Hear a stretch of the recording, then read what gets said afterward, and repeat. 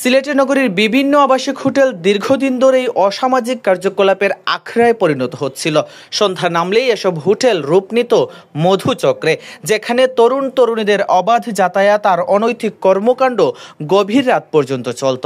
মীরাবাজার, শিবগঞ্জ, জিন্দাবাজার, আম্বরখানা, কাজলশাহ থেকে শুরু করে দক্ষিণ সুরমার একাধিক হোটেলকে ঘিরে স্থানীয়দের মধ্যে তীব্র ক্ষোভ তৈরি হয়েছে। অভিভাবক ও সচেতন মহলের অভিযোগ, এ ধরনের কার্যকলাপ তরুণ সমাজকে বিপদে ঠেলে দিচ্ছে। প্রেম, বন্ধুত্ব আর আড্ডার আড়ালে ধ্বংস হচ্ছে নৈতিকতা, শিক্ষাজীবন ক্ষতিগ্রস্ত হচ্ছে এবং সমাজে অস্থিরতা বাড়ছে। ফলে নগরীর সামাজিক কাঠামো ভেঙে পড়ার সংখ্যা দেখা দিয়েছে। তবে এবার পুলিশ ঘোষণা দিয়েছেন এই মধুচক্র ভাঙার। বলা হয়েছে, যদি কোনো হোটেলে অসামাজিক কাজে ধরা পড়ে তাহলে সেটি সিলগালা করে দেয়া হবে।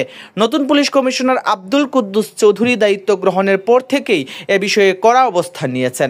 দায়িত্ব নেওয়ার পর টানা কয়েকদিন অভিযান চালিয়ে প্রায় অর্ধশত নারী পুরুষকে আটক করেছে সিলেট মহানগর পুলিশ। তাদের মধ্যে হোটেলের কর্মচারীও রয়েছে বেশ কয়েকজন। একই সঙ্গে হোটেল মালিকদের সতর্ক করে দেয়া হয়েছে। গতকাল বুধবার সাংবাদিকদের সাথে আলাপকালে পুলিশ কমিশনার স্পষ্ট করে জানিয়েছেন, কোনো হোটেলে অসামাজিক কার্যকলাপ পাওয়া গেলে তাৎক্ষণিকভাবে সিলগালা করে দেয়া হবে। তিনি বলেন, সিলেট মহানগরীতে অসামাজিক কার্যকলাপ প্রতিরোধে প্রশাসন কঠোর অবস্থান নিয়েছে। নগরীর আবাসিক ও উচ্চমানের হোটেল মালিকদের সতর্ক করে দেওয়া হয়েছে। এসব হোটেলে যদি অসামাজিক কার্যকলাপ বন্ধ না হয় তাহলে সংশ্লিষ্ট হোটেল সিলগালা করে দেয়া হবে। পাশাপাশি মহানগর গোয়েন্দা পুলিশ ও পোশাকধারী পুলিশ প্রতিদিন নিয়মিত অভিযান পরিচালনা করছে।